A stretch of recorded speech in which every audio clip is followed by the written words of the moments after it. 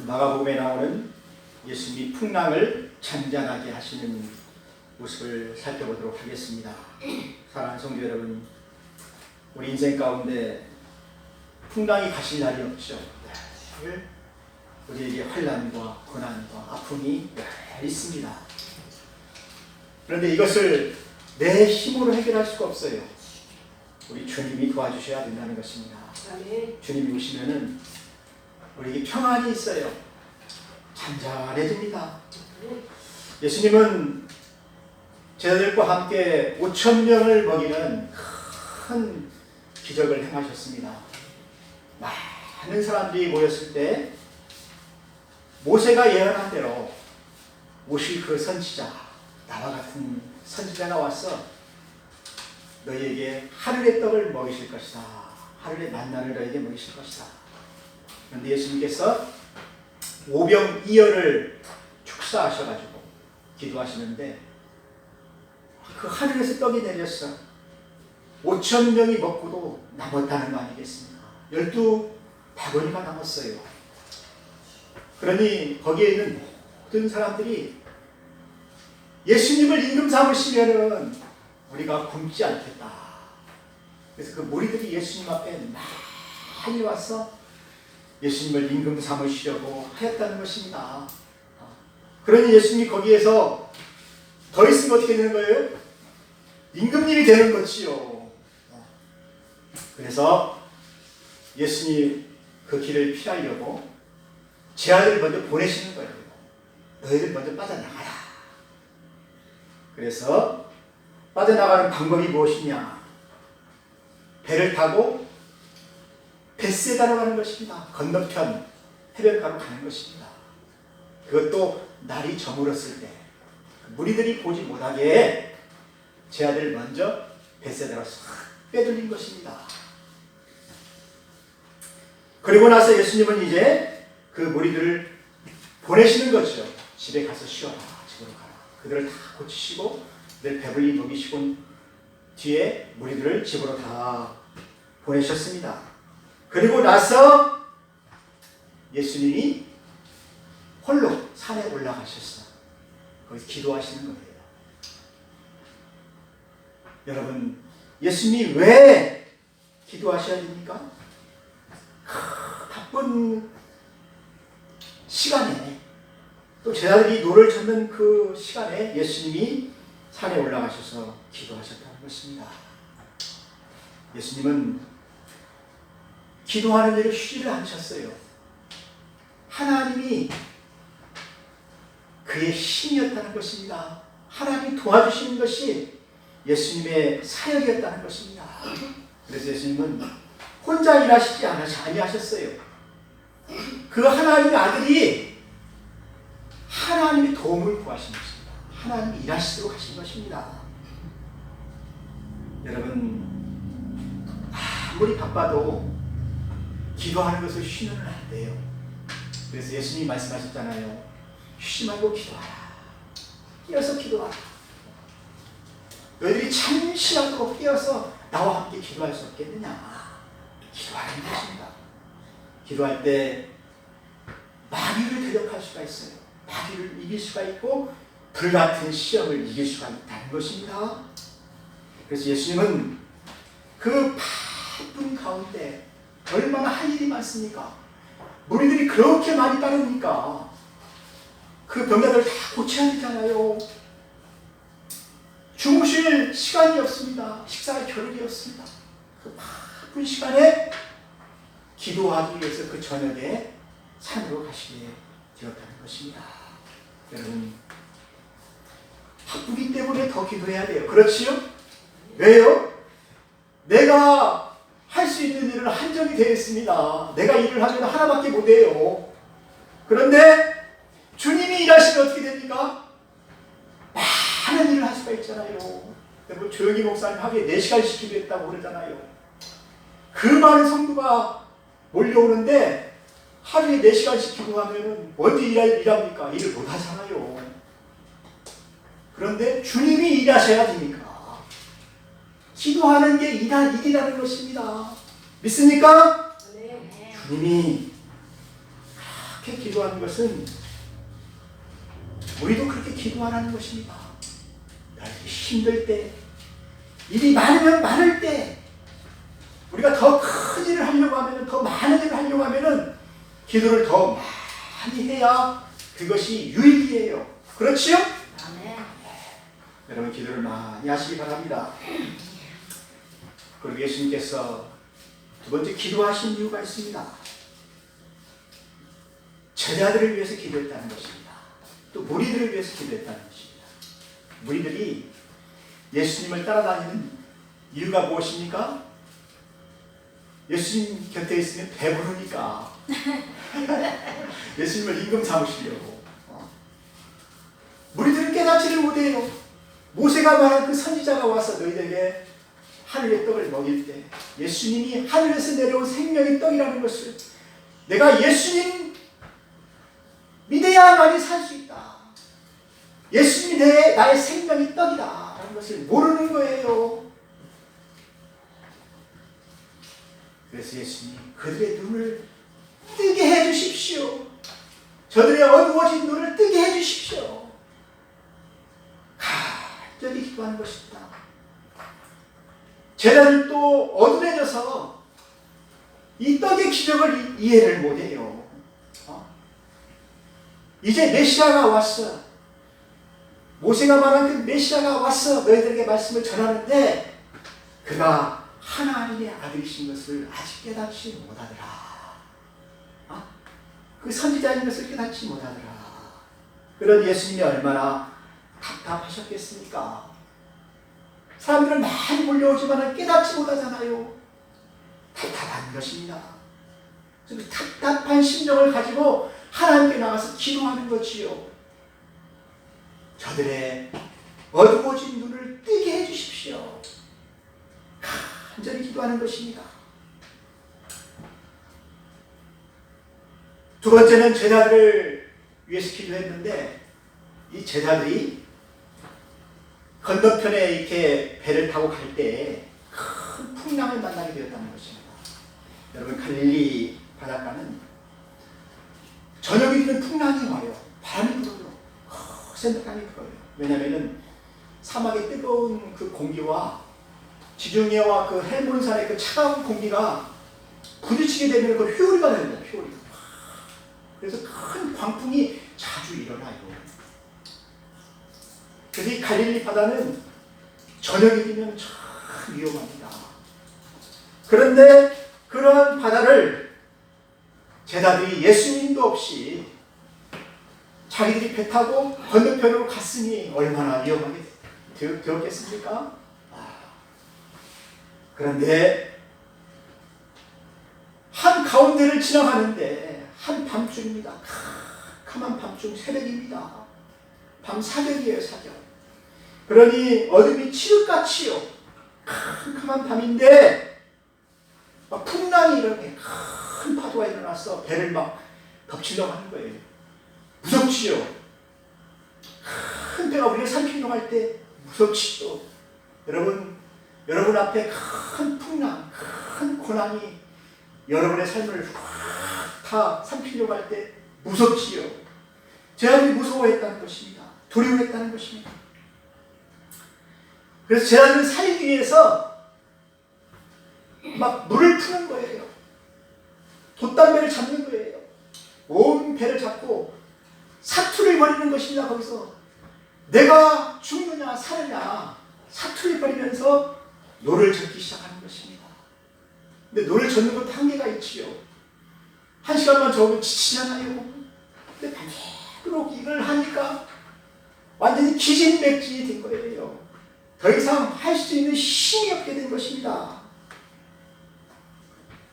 그럴 때 우리가 어떻게 됩니까? 주저앉게 되죠.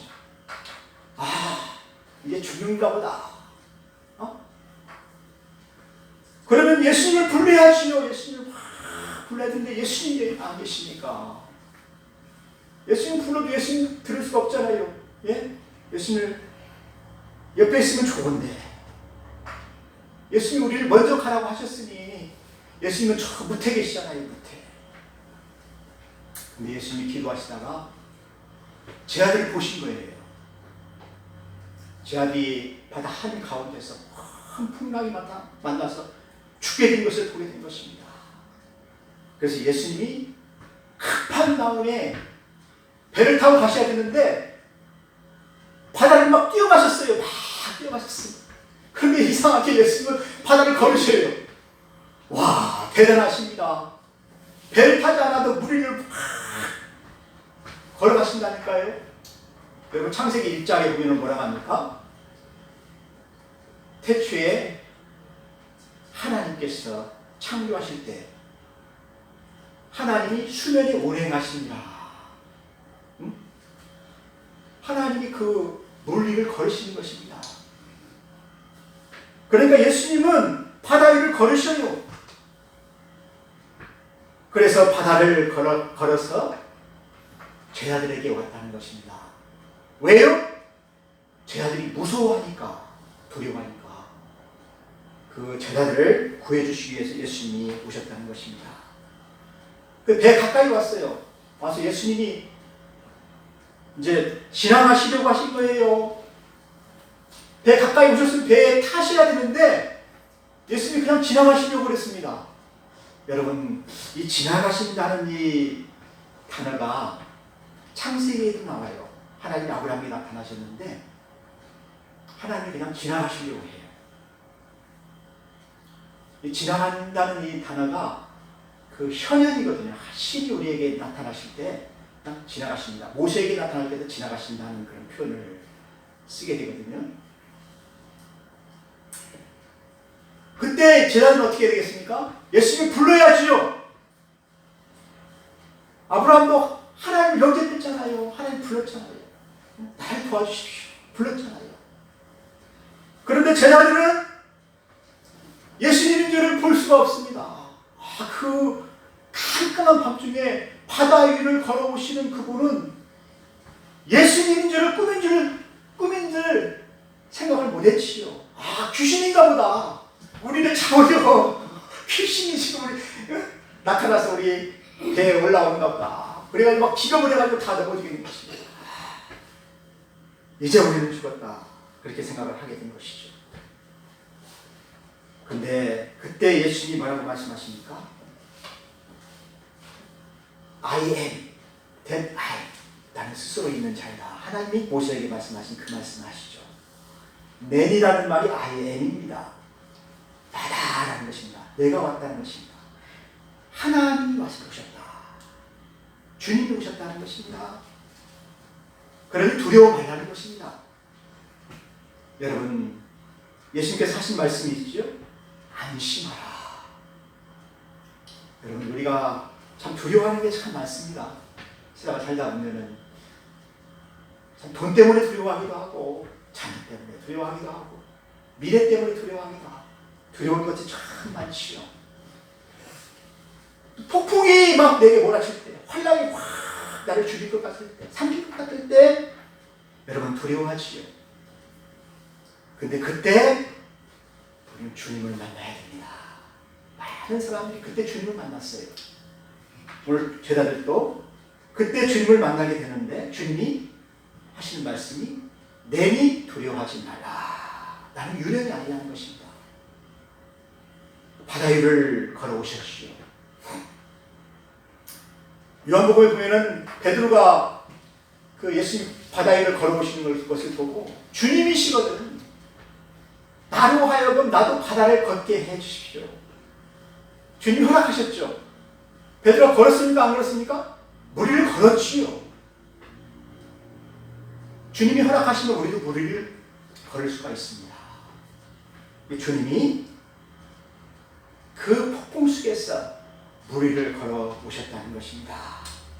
그리고 제자들을 거기에서 구원해 주시기 위해서 그 배에 올라탔어요. 그러니까 모든 풍랑이 잔잔해졌습니다. 순풍이 불어서 건너편으로 가게 된 것입니다.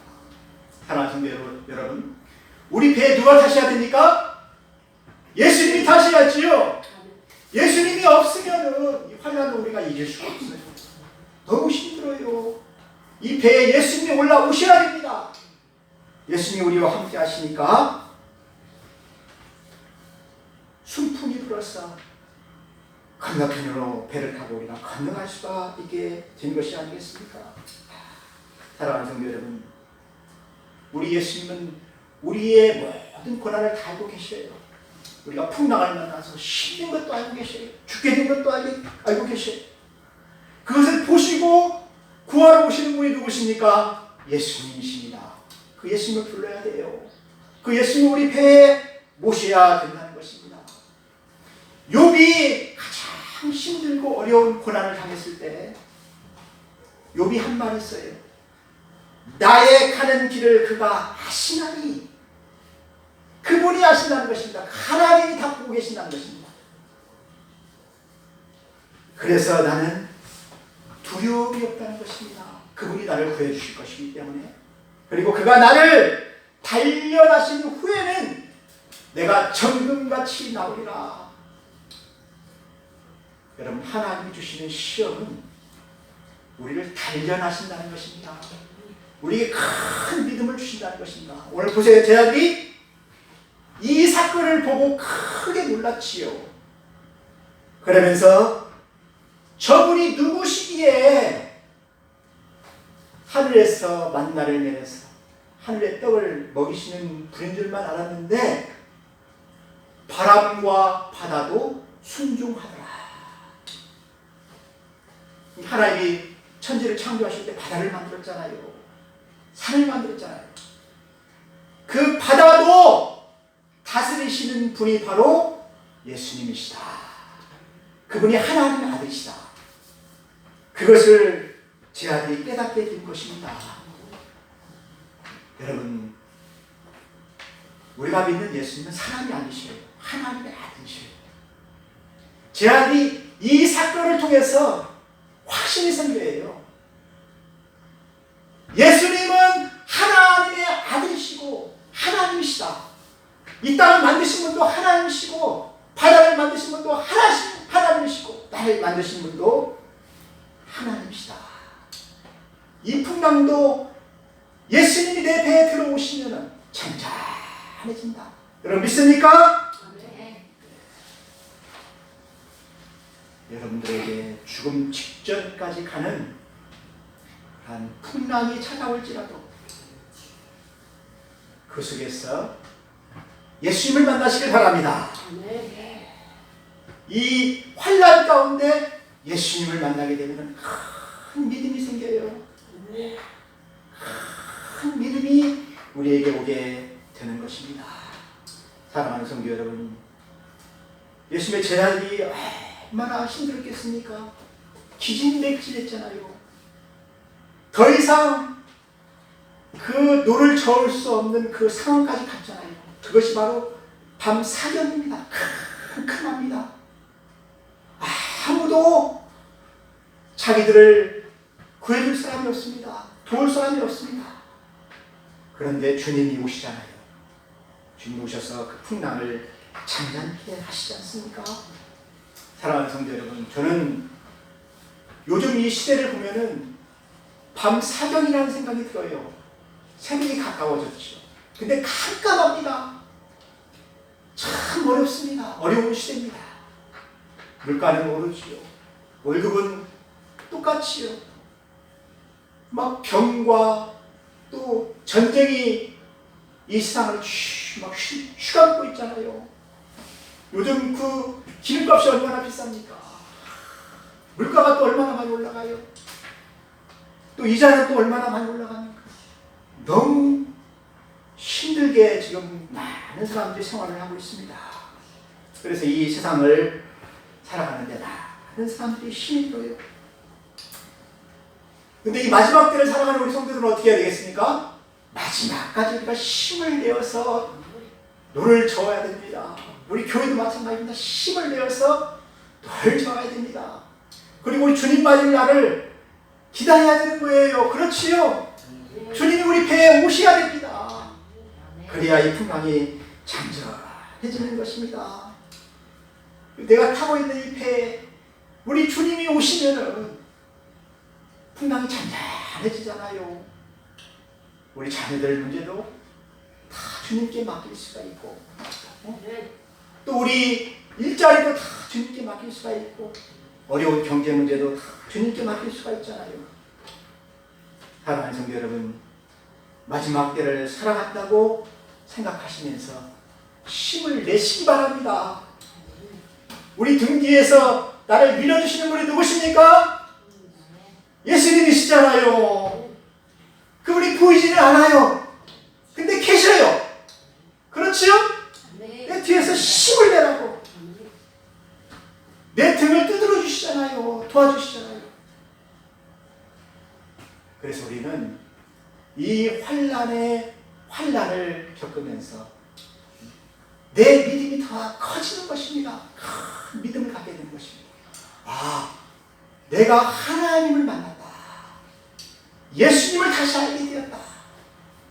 예수님이 나와 함께 하시면은 이 환난도 다 지나가리라.